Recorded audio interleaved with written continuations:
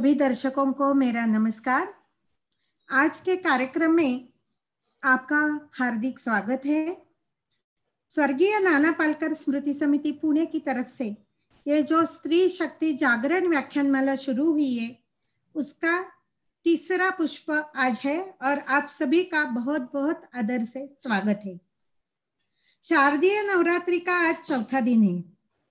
देवी माँ के जो असंख्य रूप है उसमें एक रूप विद्या की देवता सरस्वती का भी है और आज इसी सरस्वती का एक रूप हमारे सामने प्रमुख अतिथि के रूप में श्रीमती रेणुताई जी दांडेकर। ये नाम शिक्षण और सेवा क्षेत्र में सर्वदूर परिचित है। आपका हार्दिक स्वागत है रेणुताई। धन्यवाद। आज इतनी बारिश होते हुए भी कोकण एरिया में तो धुआंधार बारिश हो रही है, और फिर भी वो दापोली आकर, जहाँ चिखलगांव में वो रहती है, उधर से दापोली शहर में आके वो आप हमसे कनेक्ट हुई है। रेणु जी का परिचय देने का मेरा काम है और बहुत कठिन है, क्योंकि इतना बड़ा परिचय है। मैं संक्षिप्त में बताने की कोशिश करती हूँ। रेणु जी एक मराठी लेखिका, शिक्षण तज्ञ और समाज सेविका है। ग्राम विकास का स्वप्न लेकर रेणुताई और उनके पति राजाभाऊ दांडेकर 1982 में, मतलब 1982, हिंदी में मैं क्षमा कीजिए, मैं इंग्लिश में बोलूंगी क्योंकि कुछ कुछ वर्ड्स आते नहीं है। 1982 में कोकण के एरिया में जो चिखलगांव करके गांव है, जो लोकमान्य तिलक जी का मूल गांव भी है, अत्यंत दुर्गम, एकदम छोटा सा गांव, उन्होंने अपने पति के साथ उधर वो गई, और नन्ही बच्ची, उधर की जमीन बंजर जमीन थी, कुछ भी नहीं उगता था उधर, जाने के लिए रास्ता भी नहीं था, इलेक्ट्रिसिटी नहीं थी, और एक झोपड़ी में रहकर उन्होंने ग्रामीण बच्चों के लिए स्कूल चालू किया। उस टाइम उनका एक ही ध्येय था कि कौशल्य विकास और गांव में ही उद्योग और रोजगार तैयार करके लोगों को सक्षम करना है, महिलाओं का विकास करना है। जो बच्चे शिक्षा से दूर है उनके लिए शिक्षा देके उनको आगे बढ़ाना है। लोक साधना ट्रस्ट के नाम से उनका काम शुरू हो गया। इस कार्य में ये संस्था शिक्षा, खेती, ग्रामीण विकास और महिला सक्षमीकरण, इन क्षेत्रों में काम करती है। अभी इतने सालों में उनके अनेक विद्यार्थी, एक दो नहीं हजारों विद्यार्थी उद्योजक के रूप में खड़े रहे हैं, समर्थ रूप से खड़े हैं, और उनका काम बहुत यशस्वी रूप में अभी दिखाई देता है। रेणु जी, आप शिवाजी यूनिवर्सिटी से बीए फर्स्ट क्लास फर्स्ट थी, बाद में एमए किया है पुणे यूनिवर्सिटी से, उधर भी फर्स्ट आई थी, बीएड और एमएड किया है। शुरू में नांदेड़ में पीपल्स कॉलेज में, जहां प्राचार्य कुरुनकर प्राचार्य थे, उस टाइम वो सीनियर कॉलेज की प्रोफेसर रही, और फिर जब इधर चिखलगांव में काम करने का निश्चय किया, तब सब छोड़ के, प्रोफेसरशिप, कॉलेज का सब कुछ छोड़ के उधर चिखलगांव में स्थायिक हो गई। लोकमान्य तिलक विद्या मंदिर चिखलगांव की वो हेडमिस्ट्रेस रही है। अभी लोकमान्य पब्लिक चैरिटेबल ट्रस्ट की वो प्रेसिडेंट है। महाराष्ट्र गवर्नमेंट के अनेक कमिटीज पर वो मेंबर रही है। उदाहरणार्थ बाल भारती, बाल चित्रवाणी कमिटी, वुमेन डेवलपमेंट में काम करने वाली MSCERT पुणे की वो मेंबर रही है। ऑपरेशन ब्लैकबोर्ड की मेंबर थी। बहुत सारे कमिटीज में उन्होंने सदस्य के रूप में महिला सबलीकरण का काम किया है। आनंददायी शिक्षा, इस विषय में उन्होंने अनेक किताबें भी लिखी है, ललित लेखन भी किया है। ये किताबों में कणवू करके एक किताब है, मुलांशी बोलताना, गाणी मुलांची झाडांची, गोष्टी घरट्यांच्या, बाल केंद्री शिक्षणाचे नवे आकाश, डॉक्टर अब्दुल कलाम की दशसूत्री, ऐसे बहुत सारे करीब 32 बुक्स उन्होंने लिखी है। उनको अनेक पुरस्कारों से सम्मानित किया गया है। अण्णा साहेब कामटेकर स्मृति पुरस्कार, आदर्श शिक्षक पुरस्कार महाराष्ट्र सेवा संघ का, साने गुरुजी आदर्श पुरस्कार कराड़ का, बाया कर्वे स्त्री शिक्षण संस्था का जो एक बहुत बड़ा पुरस्कार है, उससे भी उनको सम्मानित किया गया है। उनके कई पुस्तकों के लिए भी उनको पुरस्कार से सम्मानित किया गया है और गौरव किया है। महाराष्ट्र शासन का सावित्रीबाई फुले आदर्श शिक्षक पुरस्कार 2006 में उन्हें प्राप्त हुआ है। ऐसे सर्व क्षेत्र में समर्थ, ऐसे हम बोलेंगे उनको, ये व्यक्ति आज हमें मार्गदर्शन करेगी सेवा क्षेत्र में महिलाओं का सहभाग, इस विषय पर। रेणु जी से मैं विनती करती हूँ कि आप हमें गाइड कीजिए।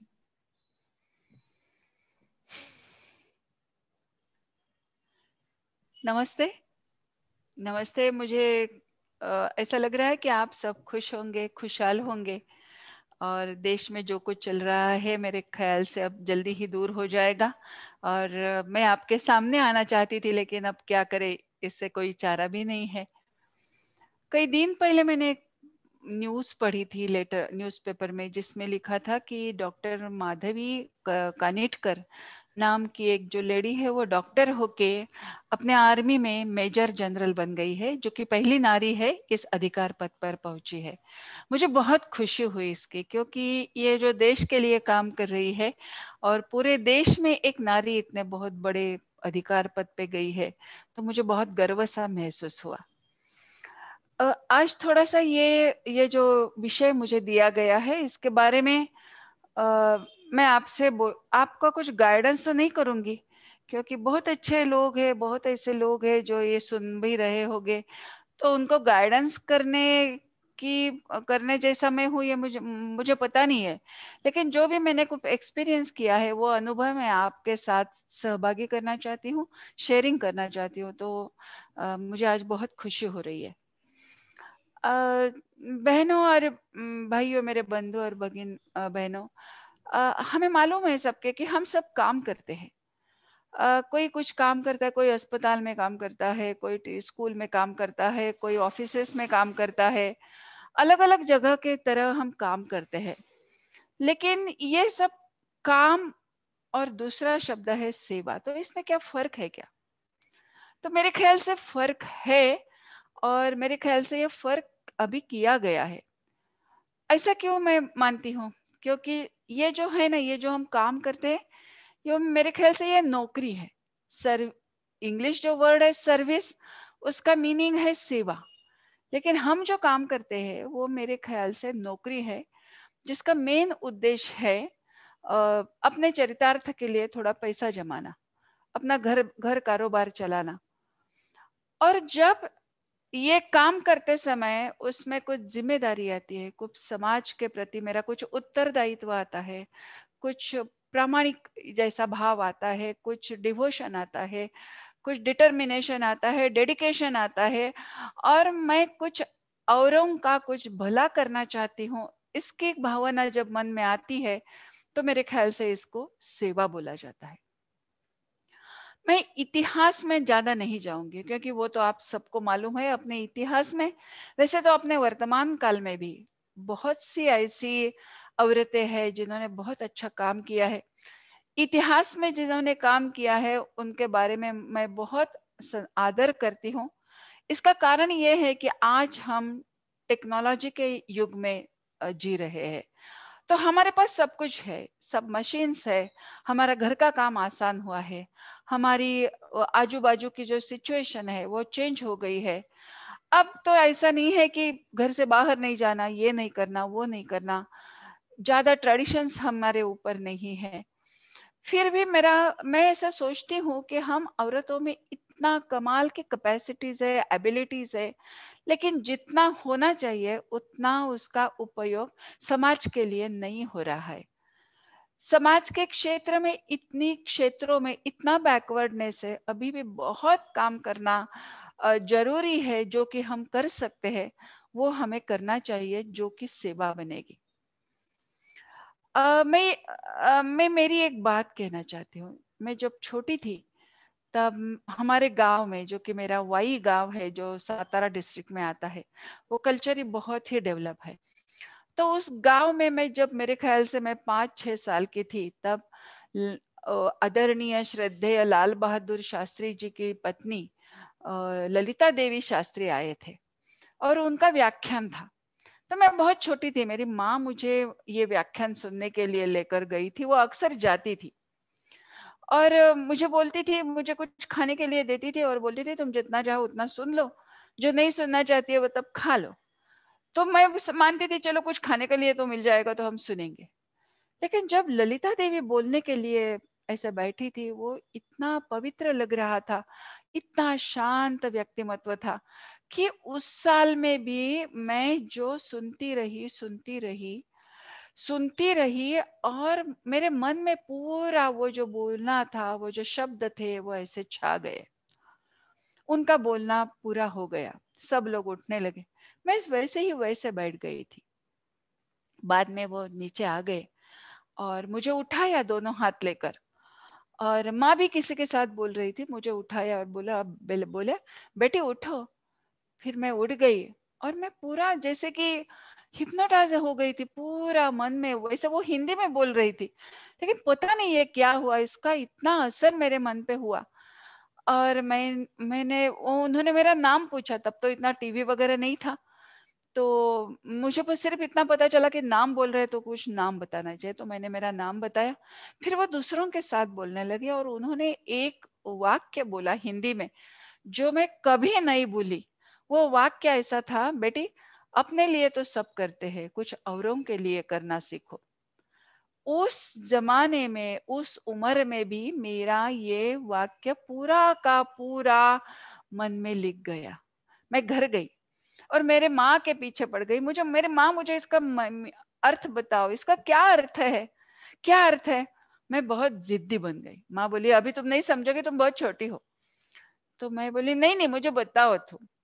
तो माँ ने बोला अरे तुम खाती हो, पीती हो, खेलती हो, दौड़ती हो, पढ़ती हो, ये तुम सब अपने लिए करते हो, लेकिन उसमें से ऐसी कौन सी बात है कि जो औरों के लिए करते हो। तो ऐसा करना, जो भी हम कर रहे हैं वो थोड़ा औरों के लिए भी करो।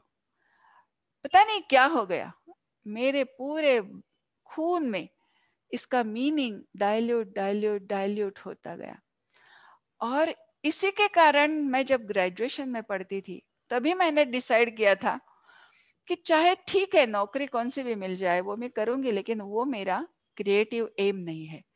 मैं ऐसे गांव में जाऊंगी जहां जहां कोई संधि सुविधाएं नहीं है, जहां जरूरत है। तब सब शायद हंसते थे मुझे, और हंसने के है ना ऐसा। तो स्कूल कॉलेज में फर्स्ट आ गई, यूनिवर्सिटी में फर्स्ट आ गई, मैं ऐसा कुछ नहीं मानती हूँ, लेकिन हो तो गया। फिर एमए हो गई, फिर कॉलेज में प्रोफेसर बन गई। लेकिन तब भी मेरे मन में यही था कि मैं गांव में पक्का जाऊंगी, पक्का गांव में। गांव कौन सा ये मुझे मालूम नहीं था, कहाँ जाऊंगी ये भी मुझे मालूम था, क्या काम करूंगी ये भी मुझे मालूम था, लेकिन करूंगी, जरूर करूंगी, ये पक्का निश्चय मेरा हुआ था। इतने में मुझे राजा जी से मुलाकात हो गई। उनका भी सपना यही था कि मैं गांव में जाऊंगा। उनका कारण अलग था, क्योंकि उन्होंने ऐसा सहया था, बचपन से इतना इतना सह गए थे वो, कि उन्होंने पक्का किया था कि मैं गांव में जाकर काम करूंगा, मैं जो सह गया हूँ वो औरों को सहना ना पड़े। लेकिन मेरा ऐसा कुछ नहीं था। मेरा मेरा बचपन बहुत ऐशो आराम आनंद से गया था। सब जो कुछ मेरी अपेक्षाएं थी वो पूरी की गई थी, जितना पढ़ना चाहती वो सब हो गया। लेकिन मैं एक सपने के साथ जुड़ गई और मैंने डिसाइड किया मैं इसी इंसान के साथ शादी करूंगी। मैंने पक्का किया, जैसा काम करने का पक्का किया वैसे शादी करना का भी पक्का किया। और दो सपने एक साथ हो गए और हम एक ऐसे गांव में गए जहां शिक्षा की कोई भी सुविधा नहीं थी, कोई भी सुविधा नहीं थी। उस जमाने में कोकण का ट्रेडिशन ऐसा था, हर एक बच्चा 5वीं होने के बाद मुंबई जाता था, जो भी काम मिलेगा वो करता था। जिंदगी ऐसे होने के मोड़ पर वो फिर गांव वापस आता था और गांव में रहता था। ना तो माँ को बच्चा मिलता था, ना तो बीबी को पति मिलता था, ना बच्चों को पिता मिलता था। तो ये सब मैंने देख लिया और मैंने सोचा नहीं, मेरा मेरा एम क्या होगा पढ़ाने का। तो मेरा एम ये होगा कि यहाँ का बच्चा यहाँ रह जाए और अपना गांव का विकास करे। और मैं गांव आ गई, काम शुरू हो गया, बहुत अच्छी तरह से काम शुरू हो गया। ये मैंने आपको इसलिए बताया कि अगर मेरे मन में ये सपना ना आता, अगर ऐसा कोई वाक्य मुझे सुनना ना पड़ता, अगर मेरी माँ ने कुछ संस्कार नहीं दिए होते, अगर ऐसा पति नहीं मिल गया होता, तो मैं ये काम कर सकती, शायद कर सकती थी, लेकिन उसके लिए मुझे ज्यादा स्ट्रगल करना पड़े पड़ा गया होता। लेकिन ऐसा नहीं हुआ। ये इसका कारण ये है कि मेरे ख्याल से ये डेस्टिनी थी कि मैं ये काम करूंगी। इसमें मुझे भी आनंद मिल गया। और जैसे जैसे इस शिक्षा से, मैं ये नहीं कहूंगी ये मेरे कारण हुआ है, लेकिन जैसे जैसे बच्चे रोल मॉडल के रूप में खड़े हो गए, तो मुझे बहुत आनंद हो गया कि अरे मैं जो काम कर रही हूँ वो मेरे आनंद के लिए है, समाज के आनंद के लिए है। और ये मैं अपने लिए गर्व से नहीं कह रही हूँ, मैं बहुत नम्रता से ये कह रही हूँ आपको।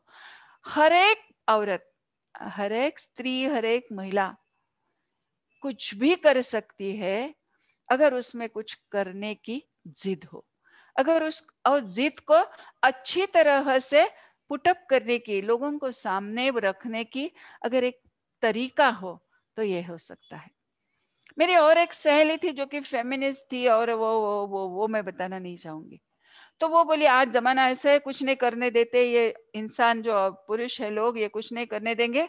एक तो घर छोड़ना पड़ेगा, ना तो संसार ये करना होगा, ये नहीं होगा। तो मेरे ख्याल से ये भी नहीं है, सच्ची बात नहीं है। हाँ, थोड़ा स्ट्रगल करना पड़ेगा, लेकिन अगर काम करना है, कुछ अलग काम करना है, तो स्ट्रगल करना ही पड़ता है, वो उसका बेस होता है। लोग विरोध करेंगे, लेकिन वो काम का बेस होता है। अगर ये हमने समझ लिया तो मेरे ख्याल से महिलाओं को सेवा कार्य में लगना, सेवा कार्य करना कोई डिफिकल्ट चीज नहीं है। कोई भी महिला ये काम कर सकती है। और अब मुझे इस आयु के इस मोड़ पर आकर मैं आपको पूरे विश्वास से कहती हूँ कि जो भी कुछ मैंने थोड़ा सा किया, अगर एक बच्चा इस काम से प्रेरणा लेकर और छोटे से गांव में जाकर स्कूल शुरू करता है, और उसका स्कूल अगर बहुत अच्छी तरह से चल रहा है, तो मैं सोचूंगी मेरा रास्ता सही है। क्योंकि मैं हमने जो रास्ता चुना वो रास्ता था ही नहीं। और मेरे ख्याल से ऐसा बोला जाता है, रास्ते होते नहीं है, चलकर बनाए जाते हैं। और हर एक महिला ने अपना खुद का रास्ता खुद बनाना बहुत जरूरी है। जो रास्ता उसको आनंद भी देगा, उसको समाधान भी देगा, और उसको उसके आयुष्य का, उसका जीवन का परिपूर्णता हो गई, ये भी वो औरत फील कर दे सकती है। मैं अभी पहले मैं बोली, इतिहास के बारे में मैं जाना ज्यादा नहीं बताऊंगी, क्योंकि ये सब आपको मालूम है। वर्तमान में भी एकदम हाई लेवल की, जैसे किरण बेदी है, जैसे और बहुत सी औरतें हैं जो बहुत बड़े बड़े पद पर पहुंची है, अधिकार पदों पर पहुंची है। लेकिन मैं आज थोड़ा सा आपके साथ अलग शेयर करना चाहती हूँ। हर एक कॉमन वुमन में बहुत अनकॉमन सी चीजें होती है, जो कि उसको पता नहीं है कि मुझ में क्या है। अगर वो खुद का शोध लेगी, खुद के ऊपर रिसर्च करेगी, संशोधन करेगी, स्व को जान लेगी, और स्व को अच्छी तरह के समाज के सामने पेश करेगी, समाज को बताएगी ये सब, तो मेरे ख्याल से महिलाओं को महिला सेवा कार्य में बहुत अच्छी तरह से सहभाग ले सकती है। ये क्या मतलब है सेवा का? जैसे मैंने पहले भी आपको बताया, सर्विस, जनरल वर्क, नौकरी, इसमें बहुत फर्क है। लेकिन एक बहुत सी सीधी सी बात मेरे मन में आती है, मेरा जो भी काम हो, मैं जहां भी काम कर रही हूँ, नॉट नेसेसरी कि हर बार अपना घर कारोबार छोड़कर कुछ कुछ ऐसे ऐसे एरिया में जाकर काम करना जरूरी है जिसको ही सेवा बोलते हैं। बिल्कुल नहीं। मेरे आसपास भी समाज है, मेरे घर में भी समाज है, मेरे पड़ोस में भी समाज है, मेरे गांव में भी समाज है, मेरे जो घर में और घर के बाहर दोनों तरफ समाज है। और मैं जो करूंगी वो पूरे सोच से, मैं क्या करना चाहती हूँ इसके लिए मैं मेरा विचार करके, समाज को क्या जरूरी है इसका विचार करके, कैसे करना चाहूंगी इसका विचार करके, थोड़ा सा प्लानिंग करके, कुछ लोगों से बोल के, कुछ लोगों का गाइडेंस लेके, कुछ अच्छा पढ़कर, अगर मैंने कुछ ऐसा प्लानिंग किया, तो मैं बहुत अच्छी तरह से काम कर सकूंगी, बहुत अच्छी तरह से। और इसकी आज बहुत जरूरी है, क्योंकि हमारा समाज सोसाइटी के नींव पर खड़ा है, जो कि आज हम पूरा पाश्चात्य देशों का जैसे कि वैसा इम्प्लीमेंटेशन कर रहे हैं। मैं ये नहीं कहूंगी कि उनको सब बुरा है, ये मैं बिल्कुल नहीं कहूंगी। लेकिन वो सब जानकर, समझकर, विचार कर कर, मेरी मातृभूमि क्या है, मेरी जमीन क्या है, मेरा समाज क्या है, और वैसे के वैसे अंधविश्वास से इम्प्लीमेंट बिना करके क्या करना चाहिए, इसके लिए मैं उसकी जरूर मदद लूंगी।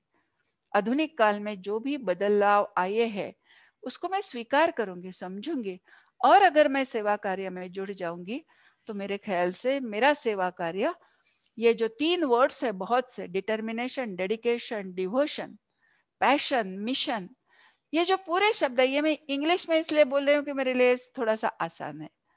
और मैं जो भी कुछ काम कर रही हूँ, ये काम और ये बदलाव के विचार क्या बदल रहा है, इसको समझना, ये दोनों मैं ज्वाइंट कर लूंगी।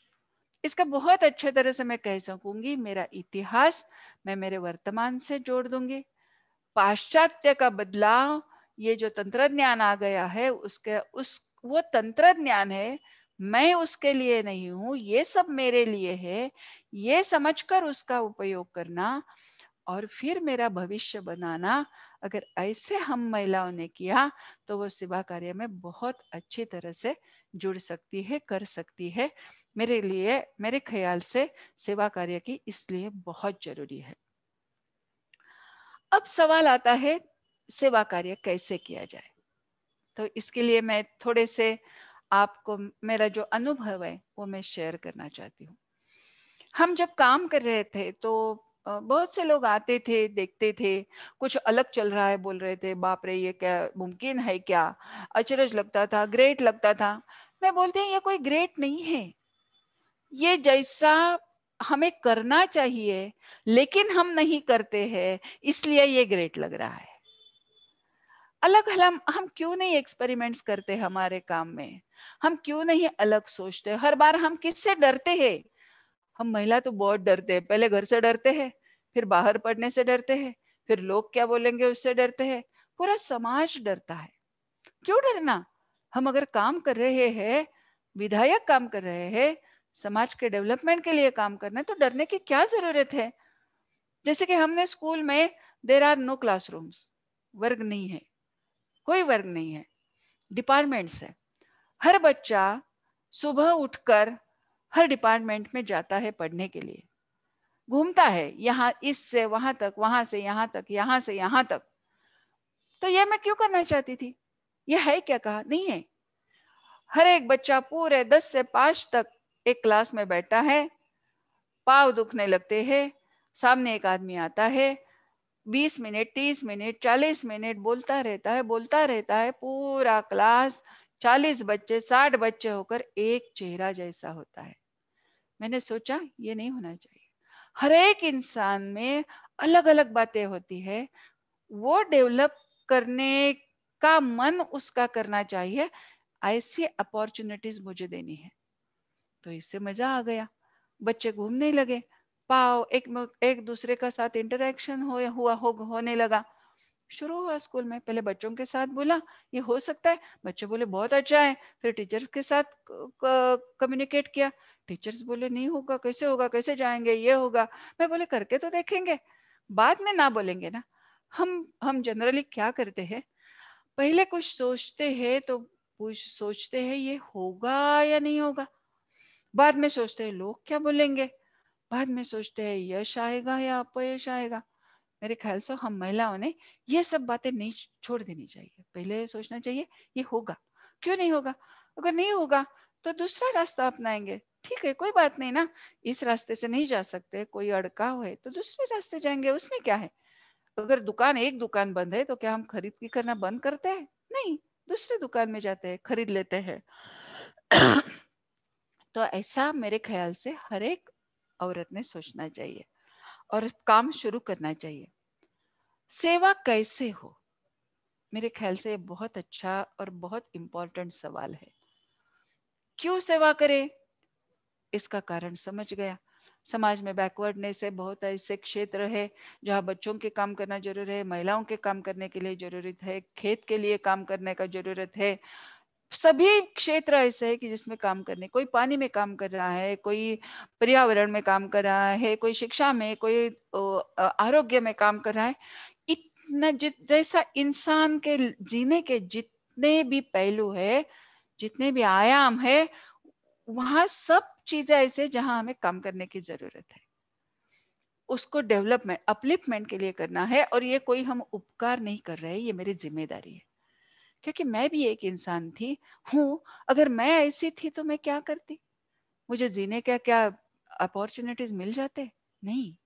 तो मेरी ये जिम्मेदारी है कि ये अपॉर्चुनिटीज मेरे जैसे औरों को भी मिलना चाहिए, और इसीलिए मुझे काम करना है। एक बात पक्की हो गई। दूसरी बात, कहाँ काम करना है। आज क्या करता है, ये मेरा ख्याल है, शायद गलत भी हो सकता है। आज हर एक इंसान उठता है, गांव छोड़ के शहर जाता है। आज पूरे गांव के गांव, गांव में हमारे यहाँ तो पूरी एक बस्ती बस्ती पूरे सब लॉक लगे हुए हैं, लॉकडाउन है, बिना इंसान के लॉकडाउन है। घर में कोई नहीं रहता है, बड़े बड़े घर है, लेकिन सब शहर में जाकर 10 बाय 10 के रूम में रहते हैं, गंदगी में रहते हैं। शहर का अट्रैक्शन हो गया है। क्या गांव में कुछ नहीं है? गांव नहीं है ऐसा कि जहां हम जी सकते हैं। इसलिए हम उसी गांव में रहने गए, क्योंकि अगर हमने कहा शहर मत जाओ, तो पहले हमें गांव में रहना होगा, हमारे बच्चों को वहां पढ़ाना होगा। हमारे बच्चे पढ़ेंगे स्कूल में शहर में, हमारे बच्चे पढ़ेंगे ऐसे सीबीएसई आईसीएसई स्कूल में, और हम औरों को बच्चों को कहेंगे अरे गांव में पढ़ो। तो लोग कैसा यकीन करेंगे? तो हमें ऐसा काम करना चाहिए जो हमें मेरी ओर देखकर, हमारी ओर देखकर दूसरों को प्रेरित करो। ये मेरी जिम्मेदारी है। ये मेरा ऐसा मैंने जीने का रास्ता सिलेक्ट करना, ये मेरी जिम्मेदारी है। तो इसीलिए कहाँ काम करने की जरूरत, शायद वो काम गांव हमारा नहीं ना हो, शायद उस गांव से हमारा कोई रिश्ता ना हो, शायद उस गांव में जाकर गांव वाले कहेंगे अरे आप कौन है, क्या यहाँ आकर काम करने की क्या जरूरत है, क्योंकि उनका भी एक ईगो है। हम गांव में रहते हैं और दूसरा आकर हमारे गांव में काम क्यों शुरू करे, ये भी कहेंगे। लेकिन ये सब हमें एक्सेप्ट करना है, क्योंकि ये गलत नहीं है उनके ओर के देखे जाए तो ये सही है ना। अगर मैं डेवलप होना चाहती हूँ और मुझे अगर कोई कहे ना यो आप यूं करो यूं करो यूं करो यूं करो, मैं बोलूंगी आप क्यों बता रहे हो, मैं सोचूंगी ना। वैसे ही गाँव का होता है। तो इसीलिए जहां जरूरी, यानी आज का मार्केट का शब्द मैं नहीं यूज कर रही हूँ, क्योंकि जो मांगनी और पुरौठा, जो मांग है उसके अंदर वो मैं नहीं बोल रही हूँ। मुझे ये रिसर्च करना है कि क्या सेवा देनी है, और मैंने क्या किया है, और मुझे मेरा पर्सनालिटी डेवलप कैसे और करना चाहिए, क्योंकि खुद का विकास होकर ही हम औरों का विकास कर सकेंगे। अगर मैं डेवलप नहीं हूं तो मैं डेवलपमेंट क्या समझूंगी। तो सेवा कार्य में मेरे ख्याल से ये बहुत ही जरूरी है। क्या करने की जरूरी है, कहाँ करने की जरूरी है, कैसे करने की जरूरी है, मैं ये क्यों करा रही हूँ, और ये सब काम करते समय मेरे पाँव जमीन पर रहना ये बहुत जरूरी है। मैं कोई ऐसा अलग काम नहीं कर सक रही हूँ, मैं कोई ऐसा काम नहीं कर रही हूँ। जैसे कि मैंने काम शुरू किया और काम करने लगी तो ये गर्व था, ये मैं गांव में जाकर काम कर रही हूँ, मैं सोशल वर्क कर रही हूँ। लेकिन एक गांव में रह गई औरत ने मुझे जमीन पर लाया। वो बोली बेटा ऐसा काम करो, ऐसा शिक्षा देने को शुरुआत करो जो इंसान को पढ़ सके। तो क्या लिखेगी? जैसे मैं गांव में गई थी और उस औरत के साथ बोल रही थी, और वो औरत इतना अच्छा बोल रही थी, पूरी पोएट्री थी, जैसे मराठी में कहते हैं अभंग ओवी थी। और मैं बोले एक रुक जा मैं सब लिख लेती हूँ। तो वो बोली वो आप क्या लिखोगी, आपका ये लिख सकती हो, आप नहीं ये लिख सकती, क्योंकि मैं जो जिंदगी जी रही हूँ वो अगर पढ़ने की हिम्मत आप में है तो वो पढ़ने की हिम्मत बच्चों में पैदा करने वाली शिक्षा दे दो। सचमुच मैं कहती हूँ, मैं बीए फर्स्ट एमए फर्स्ट या वाह सब सब जमीन में गया, और मैं जमीन ऐसे जमीन पे खड़ी रही जो रियलिटी पे थी, रियलिटी समझी। और अच्छा लगा, मुझे लगा अरे यार कितने काम करने की जरूरत है।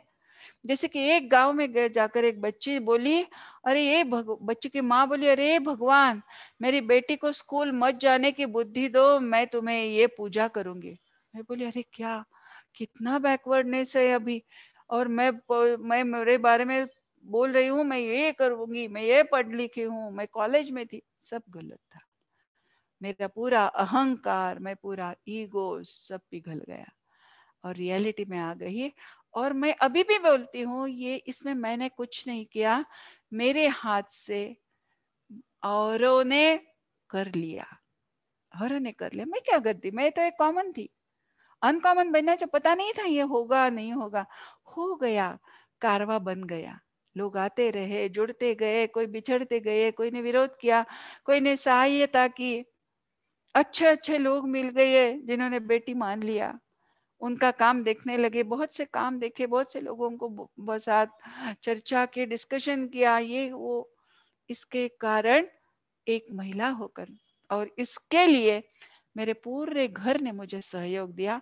और मेरे ख्याल से अगर तुम अच्छा काम करोगी, पूरे सामंजस्य से, समझ से, सेंसिटिविटी से, अगर आपका घर ये पहचान ले, तो कोई घर, किसी माँ के बच्चे, पति उसको विरोध नहीं करेगा।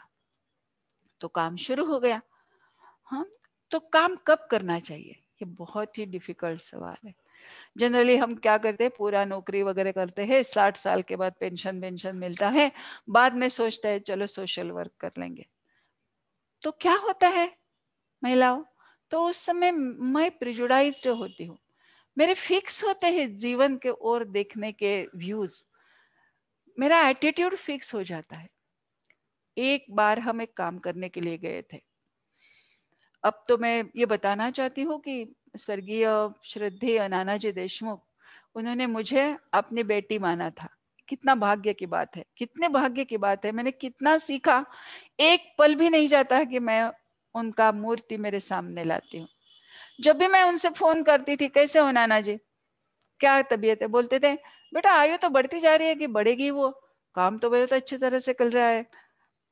बाद में उनको सुनाई नहीं देता था, बोलते थे अब क्या सुनने की जरूरत, मेरी अंतरात्मा की आवाज सुनने का समय मिल गया है। बोलते तो देख नहीं सकते हो, लेकिन क्या देखना है, अब सब देख लिया है। और जब जो मेरे मन में है वो अब देखना चाहती हूँ, बोल तो सकता हूँ। तो पूरा मुझे इसके कारण इन शब्दों से मुझे, मैं मोटिवेट हो जाती थी।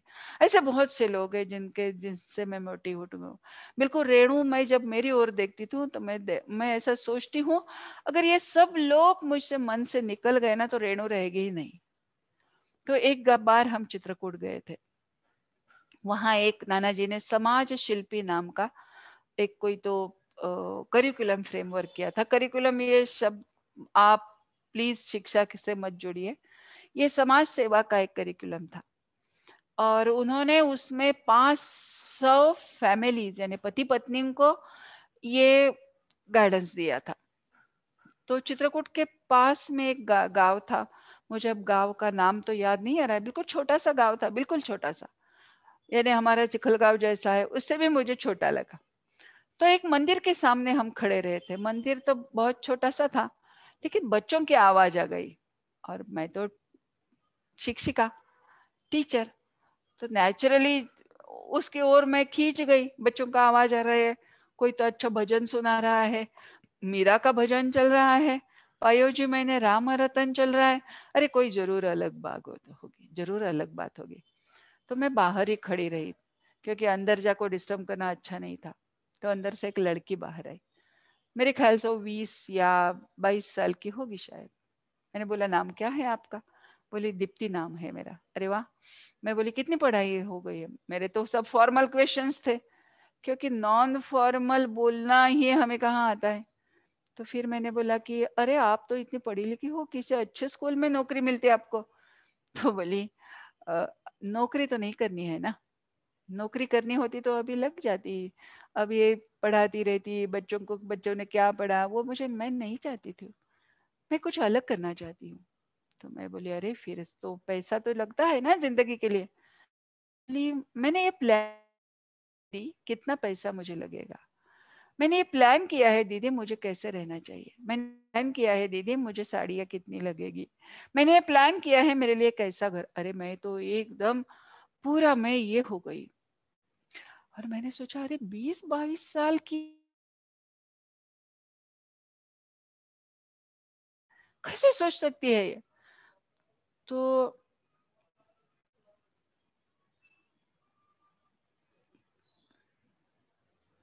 कैसे सोच सकती है ये। तो मैंने बोला ये आपने कैसे सोचा। तो बोली मैं यहाँ जो पढ़ाई कर रही हूँ ना, उससे जितना भी कुछ है, कुछ मुझे पैसे मिल रहे हैं, ये मेरे लिए बहुत काफी है।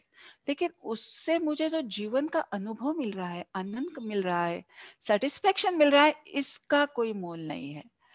और देखो ना दीदी, 60 साल के बाद कुछ अध्यात्म करना, ये सब पूजा अर्चा करना, समाज के लिए कुछ करना, ना तो उस टाइम शरीर आपका होगा तैयार, ना आपका मन होगा, ना आप फ्रस्ट्रेट हो सकते हैं। लेकिन कितना अच्छा है ना, इस उम्र में शुरू करे, ये आनंद ले, जब तक हो सके वो आनंद ले। मेरे ख्याल से सेवा कार्य में लगने का ये एक बहुत अच्छा रास्ता है कि मैंने ये कब करना चाहिए। और अगर एक औरत ऐसा सोचती है, एक महिला ऐसा सोचती है, तो मुझे पूरा विश्वास है ये सोच ही संस्कार है। कोई भगवान का बोलना पढ़ना, ये श्लोक वगैरह, इस ये संस्कार भाषा के हो सकते हैं, लेकिन मन में संस्कार जो होते हैं वो देखने से ज्यादा होते हैं, सुनने से, कहने से नहीं होते हैं।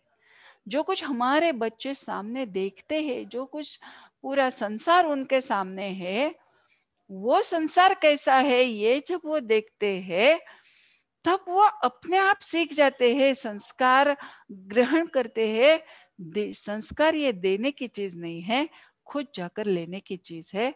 और वो जब मैंने लड़की देखी, उसकी लाइफ फिलोसॉफी जो प्रैक्टिकल में आई थी वो देखी, तो मुझे लगा अगर महिलाएं, कॉमन है वो, दुनिया के ओर से देखे तो कॉमन टीचर है, कि में पढ़ी हुई बड़की कितनी लड़कियां होती है, कितनी पूरे इंसान संसार में नौकरी नौकरी नौकरी करके भटकती रहती है।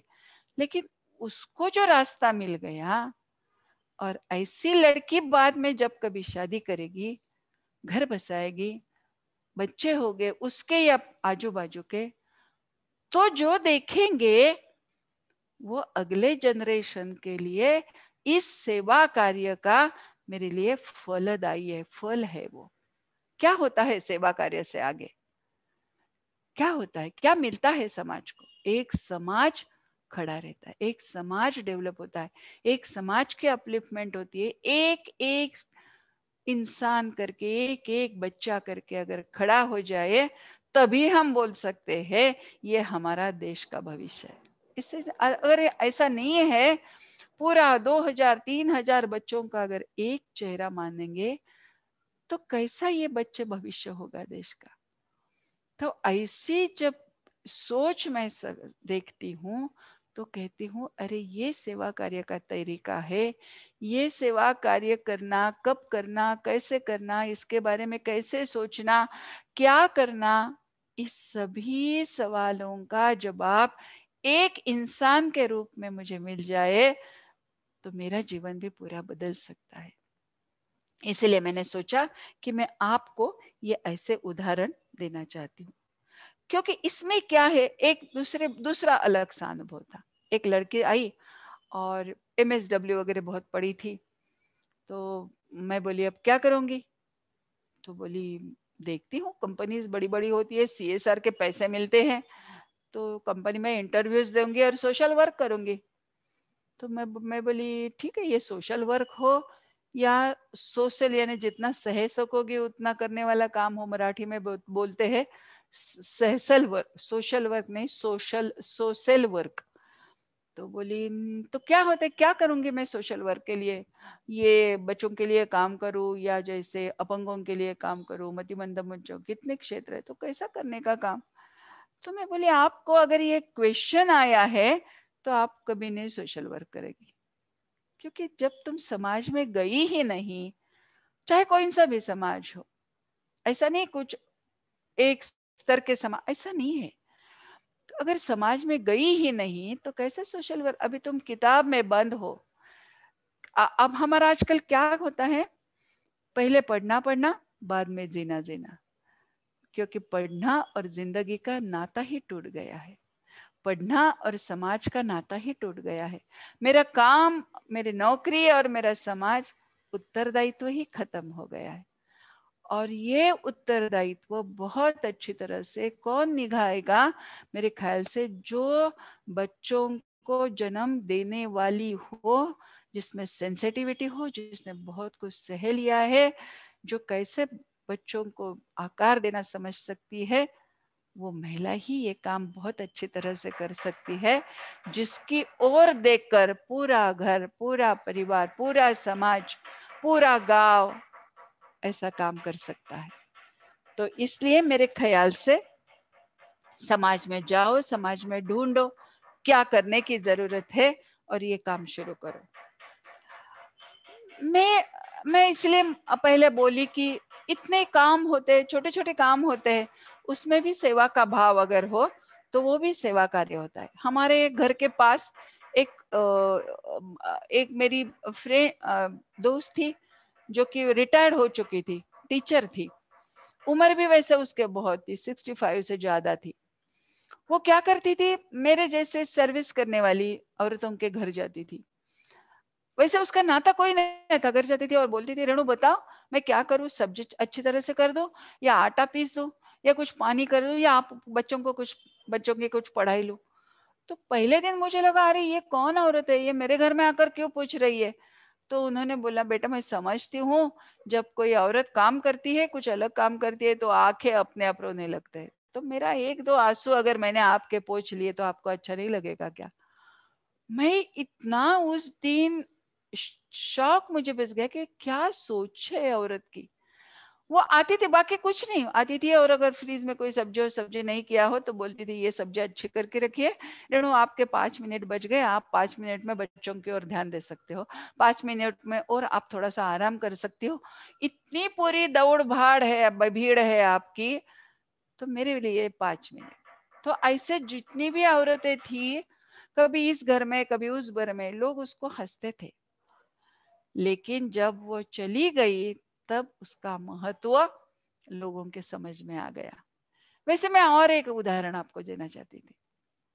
हाँ, एक गांव में मैं गई थी और स्मशान था, स्मशान भूमि, उसके पास में पड़ोस में एक लेडी रहती थी। वो कुछ बैंक में काम करती थी और उसका हस्बैंड दूसरे गांव में था, बच्चे थे 3, और वो बिल्कुल बीच में एक वॉल, एक छोटी सी नदी और उसके बगल में उसका घर था।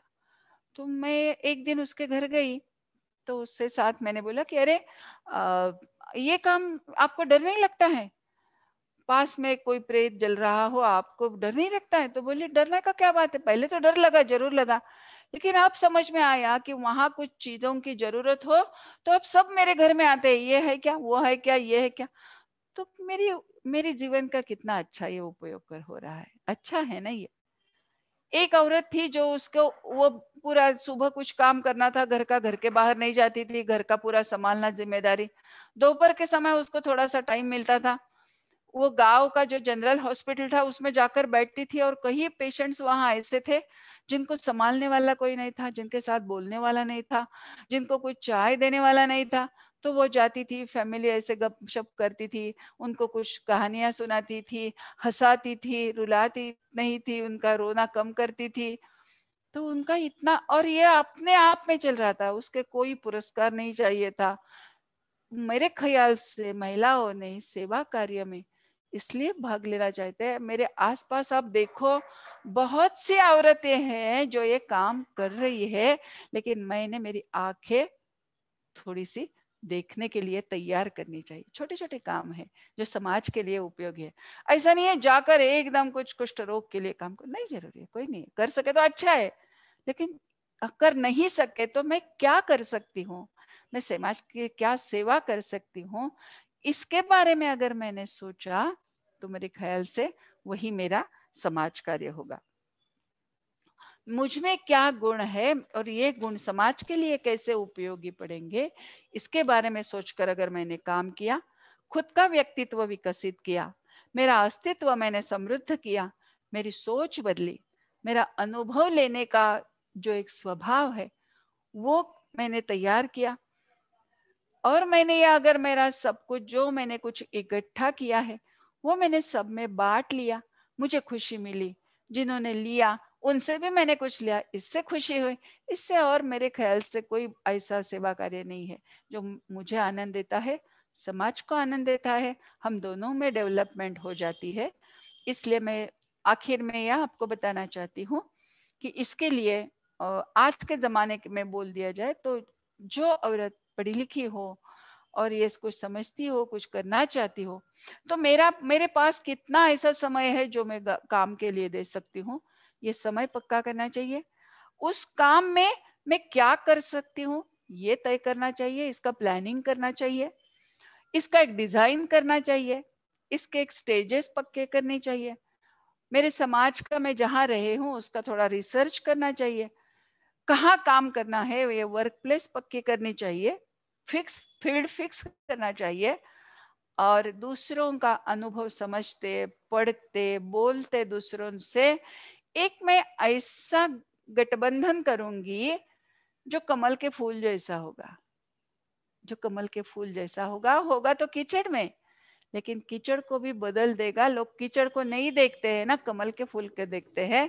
वैसे हम अनेक औरतें एक साथ मिलकर ऐसा फूल बनाएंगे जो समाज को बहुत अच्छी तरह से विकसित करेगा। समाज को नहीं, हम खुद विकसित हो जाएंगे, क्योंकि मराठी में एक बहुत अच्छी कविता है, विकसित व्हावे अर्पित हो न जावे। मैं खुद डेवलप हो गई, विकसित हो गई, तभी मैं कुछ काम करना चाहती हूँ। नमस्ते। धन्यवाद रेणुताई, बहुत अच्छे तरीके से हमें सेवा कार्य कैसा करना है आपने समझा दिया है। एक्चुअली हम वेद कालों से ऋषि मुनियों का नाम सुनते आते हैं, गार्गी मैत्रेयी का भी नाम उसमें शामिल होता है, लेकिन हमारी ये जो भारतीय परंपरा है वो अभी जिंदा रहेगी कि नहीं, ऐसा कभी कभी प्रश्न आता है। लेकिन आप जैसे लोगों को देखा तो मुझे जरूर लगता है कि ये पक्का अभी के ऋषि मुनि हैं आप लोग। नहीं। और हम सारे महिलाओं को बहुत प्रेरणा दी है आपने, जो बोला है कि घर में रह के भी आप काम कर सकती हो, आपको ढूंढना चाहिए, आंखें खुली रखनी चाहिए, डिटर्मिनेशन और डेडिकेशन से काम किया तो काम सेवा कैसी करनी है, क्यों करनी है, कहाँ करनी है, कब शुरू करना है, ये बहुत अच्छे तरीके से आपने समझाया है। आपकी ये सारे मार्गदर्शन जो मिला है हमें, उसके लिए हम हमेशा आपके आदर्श हमारे सामने रहेंगे, और ये प्रेरणा हमें हमारे काम में भी बहुत स्फूर्तिदायी रहेगी। आपका बहुत बहुत धन्यवाद रेणु। Thank you.